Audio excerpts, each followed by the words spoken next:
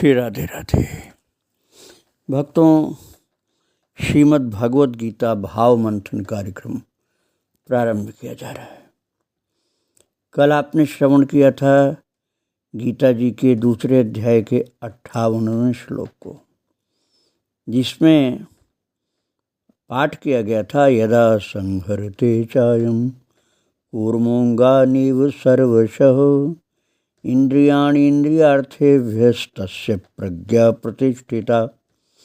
अर्थात जैसे कछुआ सब ओर से अपने अंगों को समेट लेता है, वैसे ही जब ये पुरुष इंद्रियों के विषयों से इंद्रियों को सब प्रकार से हटा लेता है, तब उसकी बुद्धि स्थिर है, ऐसा समझना चाहिए।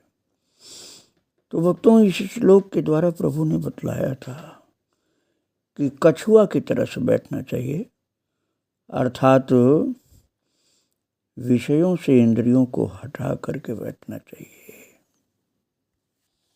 बात ये थी ना कि अर्जुन ने पूछा था कि किम आसीत, स्थित प्रज्ञ कैसे बैठता है, तो भगवान ने उदाहरण दिया कछुआ का। अब वो कछुआ की तरह कोई अपना हाथ पैर समेट के पेट के नीचे कर ले तो क्या वो स्थित प्रज्ञ हो गया? नहीं, वो कछुए की नकल हुई। तो कछुए की नकल से स्थित प्रज्ञ तो नहीं होगा, बल्कि जिस प्रकार से इंद्रियों को समेटे कि वो स्थित प्रज्ञ हो जाए, उस पर प्रभु ने अगले श्लोक अर्थात 59वें श्लोक पर विवेचन किया है। आइए हम आज 59वें श्लोक का पाठ करते हैं, शब्दार्थ और भावार्थ भी करते हैं। विषया विनिवर्तन्ते निराहारस्य देहिनः रसवर्जं रसोप्यस्य परम दृष्ट्वा निवर्तते। विषया विनिवर्तन्ते निराहारस्य देहिनः रसवर्जं रसोप्यस्य परम दृष्ट्वा निवर्तते। शब्दार्थ है भक्तों, इंद्रियों के द्वारा विषयों को ग्रहण न करने वाले पुरुष के भी केवल विषय तो निवृत्त हो जाते हैं, परंतु उनमें रहने वाली आसक्ति निवृत्त नहीं होती। इस स्थित प्रज्ञ पुरुष की तो आसक्ति भी परमात्मा का साक्षात्कार करके निवृत्त हो जाती है। बहुत गंभीर बात बताई है प्रभु ने। पहले सीधा सीधा अर्थ देखिए आप। विषया विनिवर्तन्ते, इंद्रियों के 5 विषय हैं भक्तों: शब्द, स्पर्श, रूप, रस, गंध। अर्थात छूना, आवाज सुनना, छूना, रूप देखना, रसना जिह्वा के साथ स्वाद लेना और नासिका से गंध लेना। ये जो 5 विषय हैं, शब्द, स्पर्श, रूप, रस, गंध, इसमें ही इंद्रियां फंस जाती हैं। जीव को भी उनमें फंसा देती हैं, केवल इंद्रियां नहीं फंसती। जीव, अब मन समझिए, मन फंस जाता है, फिर उसके बाद जीव फंस जाता है पूरा पूरा। तो विषया विनिवर्तन्ते अर्थात वो सारे विषय निवारण किए जा सकते हैं। कैसे? निराहारस्य देहिनः, देही यदि निराहार हो जाए, लेकिन निराहार होने का मतलब उसको खाना पीना, सूंघना, स्पर्श करना, ये सब छूने की चीज़ें, जितना 5 विषय हैं, इनको ये सब दिया ही न जाए तो निराहार हो गया वो। लेकिन रसवर्जम, रस का वर्जन नहीं हो पाएगा, अर्थात उसकी आसक्ति है। रस अपि अस्य अर्थात स्थित प्रज्ञस्य का रस भी वर्जन हो जाएगा। केवल विषयों को छोड़ देने वाले का रसवर्जन नहीं होगा। उस समय छू नहीं रहा है लेकिन याद उसको आ रही है, ऐसे ऐसे विषय होते हैं, मन ही मन आनंदित होता है, दुखी सुखी होता है। किंतु जो स्थित प्रज्ञ होता है उसके विषय में प्रभु कहते हैं रसः अपि, अर्थात स्थित प्रज्ञ का रस भी खत्म हो जाता है, विषयों का रस समाप्त हो जाता है। केवल आहार बंद कर देने वाले का नहीं खत्म होता, मन से चालू रहता है, और स्थित प्रज्ञ का मन से ही खत्म हो जाता है। कैसे? परम दृष्टवा, परम का दर्शन करके निवर्तन्ते, अर्थात पूरा निवारण होगा। ये परम क्या है अभी मैं बताता हूँ आपको। अब इस भाव की गहराई में चलेंगे तो बहुत गहरी बातें हैं। एक बात तो प्रभु ये कह रहे हैं कि निराहार होने से विषयों से निवर्तन हो जाएगा। आहार शब्द बड़ा व्यापक है भक्तों। आहार शब्द केवल रोटी दाल नहीं समझना आप, केवल मुख से खाने वाली वस्तुओं तक सीमित नहीं है आहार। इसका अर्थ हर ज्ञानेंद्रियों द्वारा ग्रहण किए जाने वाली विषय वस्तु से है। जैसे नेत्र का आहार है सुंदर रूप। अब केवल हम भगवान की बात इस समय नहीं कर रहे हैं। नेत्र आपका कौन सा आहार ग्रहण करना चाहता है यह आपके ऊपर है। एक बहिर्मुख व्यक्ति होगा तो संसार के दुर्गंधित सौंदर्य की ओर भी उसका मन जाएगा। भक्त की बात अलग होती है, वो तो भगवान की पवित्र छवि का दर्शन करता है। नेत्र का आहार है सुंदर रूप, कानों का आहार है सुंदर ध्वनि। सुंदर खुशबू से घ्राणेंद्रियां संतुष्ट होती हैं। स्वादिष्ट चीज मिल जाए तो जीभ लपलपा जाती है चाटने के लिए।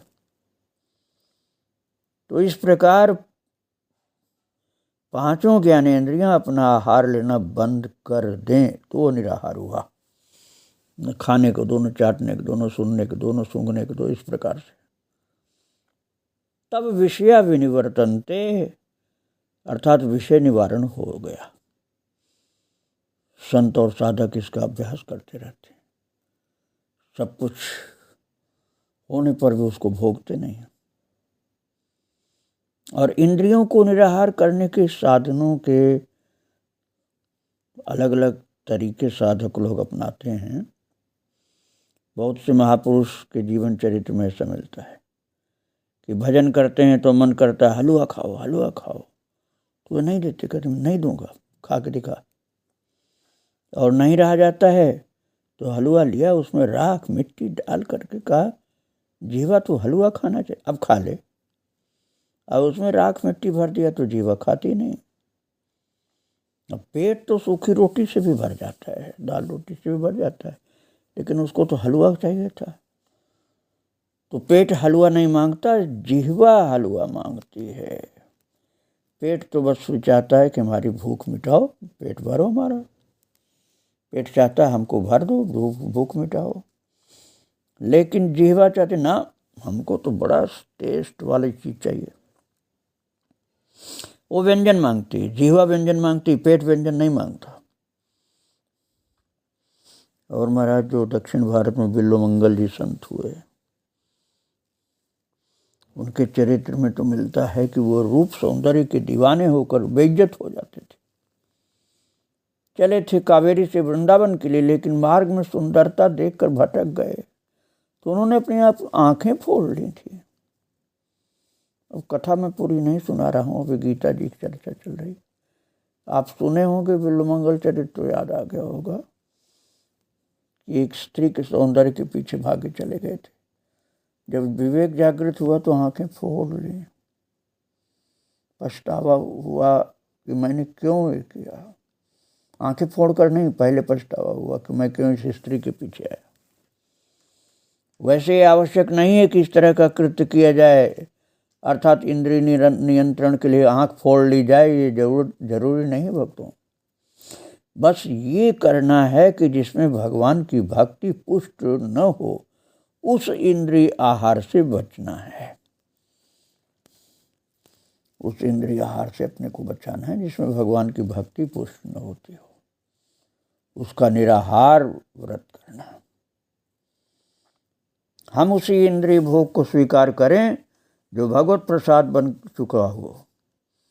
जैसे भगवान पर चढ़ाई हुई माला हो तो सूंघ लेंगे, सेंट नहीं सूंघेंगे।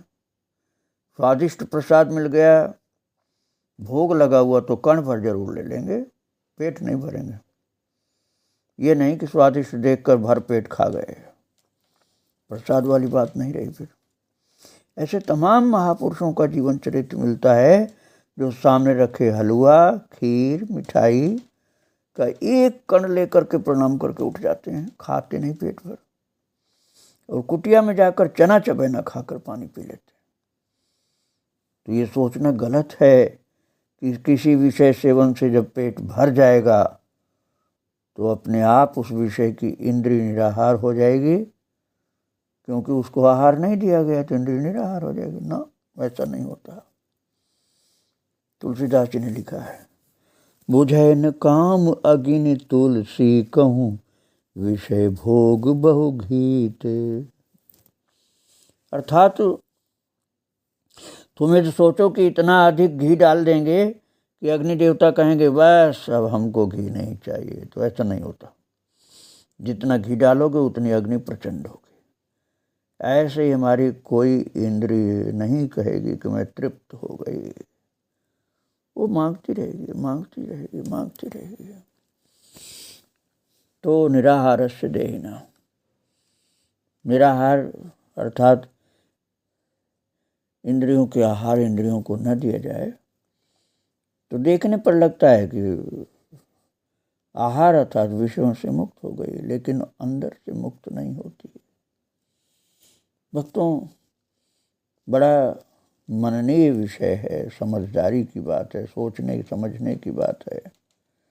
इस विषय को आगे लेकर मैं आपको फिर चिंतन करूंगा आपके साथ, अर्थात भाव मंथन करूंगा, क्योंकि अभी झटपट ये नहीं समाप्त हो रहा है। थोड़ा और इस पर चिंतन गंभीरता से करके हम आगे चलेंगे। आज हमारे ठाकुर जी और उनके प्रिय भक्त अर्जुन को प्रणाम करके मैं यहीं विराम दे रहा हूँ। आगे चर्चा जारी रहेगी। वृंदावन बिहारी लाल की जय, राधा रानी की जय।